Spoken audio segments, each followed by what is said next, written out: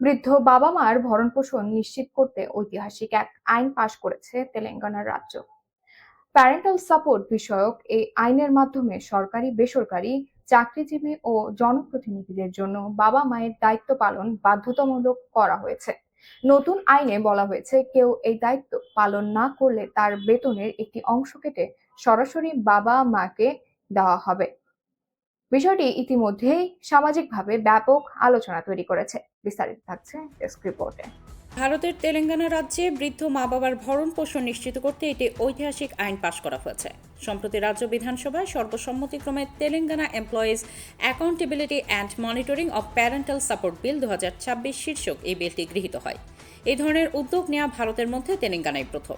নতুন আইনের আওতায় সরকারি ও বেসরকারি চাকরিজীবী এবং নির্বাচিত জনপ্রতিনিধিদের জন্য তাদের বৃদ্ধ মা বাবার ভরণ পোষণ বাধ্যতামূলক করা হয়েছে।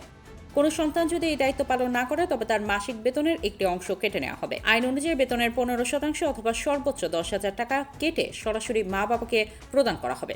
বিলটি উত্থাপনের সময় তেলেঙ্গানার মুখ্যমন্ত্রী রেভান্ত রেড্ডি কড়া হুঁশিয়ারি দিয়ে বলেন, যেসব সন্তান মা বাবাকে অবহেলা করে তাদের সামাজিকভাবে বয়কট করা উচিত।